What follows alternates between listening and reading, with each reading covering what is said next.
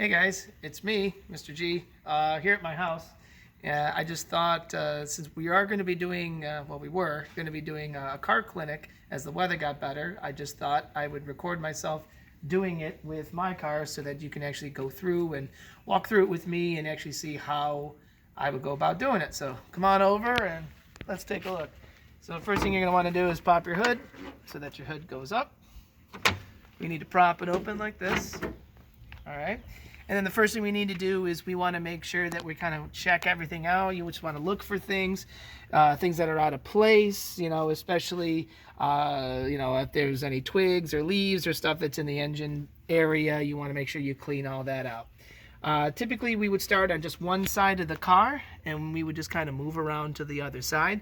So I'll just start right here. All right, so this is a shock tower. We talked about the shock tower and how under this is going to be a strut. And if we had a strut tower brace, it would be right here. We kind of talked about that.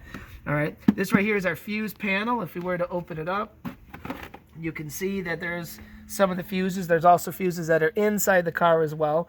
You would want to check the owner's manual to make sure that you would know which fuse you would need to change if something was not running correctly. This right here is my aftermarket intake. This is a K&N Typhoon intake that I bought for this car. This is our throttle body right here, and notice that it's an electronic sensor, which means that it is drive-by-wire. All right, there is no throttle cable on it, as you can see. All right, this is the actual engine itself. Over here in the back is our master cylinder, which is right down in there. All right, this is our battery, and you can see the positive and the negative terminals right here. So what you're going to want to do is open the brake fluid reservoir, and you want to look and just see that there's brake fluid in there. You want to make sure that it's up on the line, which it is. And then you want to make sure that it's tight. Okay. We want to check the condition of the battery. So if you had your papers, we would be going through and actually doing an analysis on, the condition of each item. All right. This right here is my car's computer. So this is the actual electronic control module right here. So the battery looks good. The terminals look good. You always want to make sure that there's no corrosion around any of the terminals, as you can see right here. All right, there's no corrosion, so that's looking good. It does look like the original battery, so I'll probably have to change it sometime soon, but not yet. All right, everything else looks good around here. So what we're going to do is we're going to start to move around to this side of the vehicle. All right, over here is our coolant reservoir. It'll be in different locations on different cars, but it is here for me. You would then open this up, and then you would check to make sure that the antifreeze and coolant is at the right level. Notice here as I move this around, the entire cooling system, radiator and the fans and the condenser is all right under this piece of plastic. Okay, this right here is our cap for our radiator. You don't want to open this just because it might be under pressure, so we just want to be safe.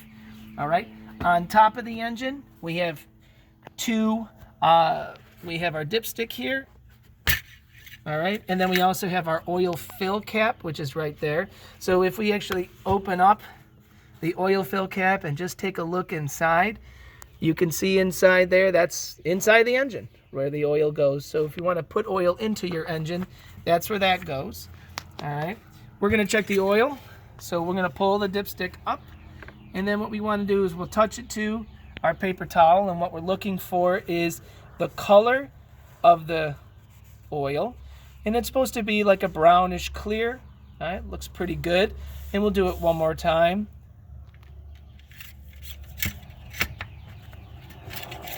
And my car's been sitting for a little bit, so this will give us a really good reading. And notice that that oil is right up there on the line. You can see it, it's right there. So this engine has its oil in it, so that's good. And you want to make sure that everything's always tight when you touch it. Okay. Now, depending on your vehicle, coolant might be a different color. It could be pink, it could be green, it could be bluish color. So, we're not really sure. So you always want to check it and always look at your owner's manual just to make sure, because it would tell you exactly what to look for with your vehicle, because everybody's vehicle is a little bit different. Okay. Next up over here on this side, this is our brake booster, which is over here. Okay. And then this is our washer fluid. We want to check it. So we're going to open it up, and if you look inside here, it's pretty low. So I'm going to go ahead and put some windshield washer fluid inside there. And you only want to put in just enough so that it gets up to the line. And I always use, all year round, I use a blend of washer fluid that's good for winter and summer. I always just use the de-icer just because.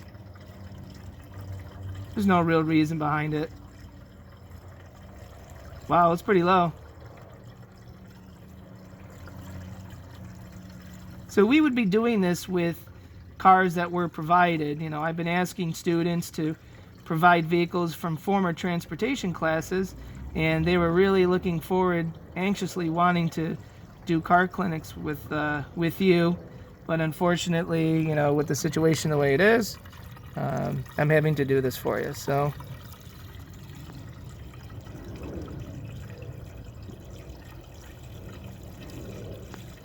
this might take the whole container. That's pretty impressive.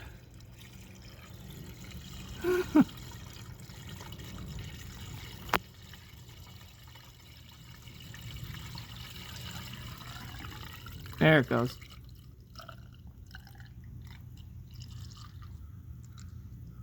Wow, that was really low. So you definitely want to check to make sure that your vehicle has enough washer fluid in it. Wow, that took a lot. Look at that. Okay. Always make sure that the cap is on there nice and tight. All right, as we go inside here, this is the other side of the engine, and because this is a front-wheel drive car, the engine itself is turned transversely because the transaxle is underneath it because it's front-wheel drive. All right, and if we look down in here, we want to look for the belts. We're looking to make sure that the accessory belts look good. You don't want them all glazy, like a glazed donut. If it's all glazy and stuff like that, it's not good. You want it to not reflect a lot of light. This right here is the alternator. Okay, underneath that looks like the air conditioning condenser, which is down there. It might be hard to see, all right, because this pipe goes down to it. That looks like the condenser. All right, this right here is a motor mount. I'm not sure if it's got fluid inside it or not, but the motor mount is there just to kind of hold the engine in place. All right, and then around back, if you look behind the engine, okay, you can see down in here, see that? I'm pointing at it with my finger. There's a blue cord right here, and it goes down. That's bank 1 of the oxygen sensor. So if you get a code on your engine and it says, you know, oxygen sensor bank 1, that's it right there. Bank 2 is somewhere under the car. So let's hope it's not that. So there we go. We got our heat shield. And so we're taking a look. We just want to look around just to make sure that everything is okay. Other than this car being a little bit dirty on the inside, you may not be able to see from where you are. We're just checking to make sure that everything is in order. Okay. So now what we want to do is check the air pressure in the tires. So we're going to come around and we're going to do the tires. So when you go around, you want to check to make sure, you know, you always want to look at the tire. You want to make sure the tire is in good shape. Okay.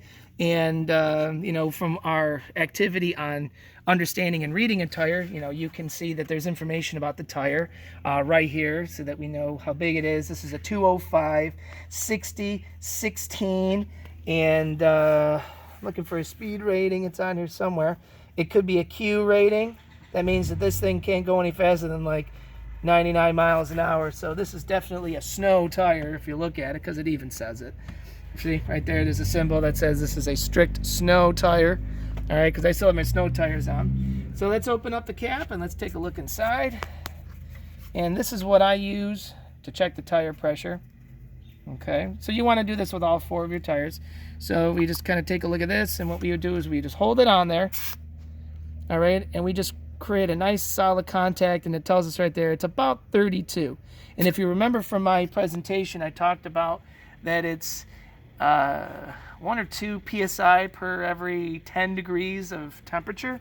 So since it's like 50 degrees today, you know, if I had underinflated or overinflated this tire, right now this tire is cold and it's already at 32. So if this thing gets any hotter, the tire itself is going to inflate even more, and it might give us a 34, 35, or 36 PSI. So then we go around and we would check each of the other tires, making sure that everything looks good. And then we'd go to the interior of the car. We would want to make sure that, you know, all the panels fit together, everything looks good. And then we would just kind of create a report. And then on that paper that I would be giving you, if this was a real car clinic, we'd be writing down things that it would need. But unfortunately, my car's not that exciting because it's in good shape already. But if it wasn't, we would be writing down our analysis as, you know, what we could do to help repair this vehicle. All right. I hope that this little fun video helps you along the way with transportation. I'm thinking about you all. I hope you're safe. I'm doing good, okay here, and I hopefully can see you again before the end of school. So take care. Like I said, thinking about you. You know, hashtag GC cares. So I'm thinking about you. You take care. All right. Bye bye.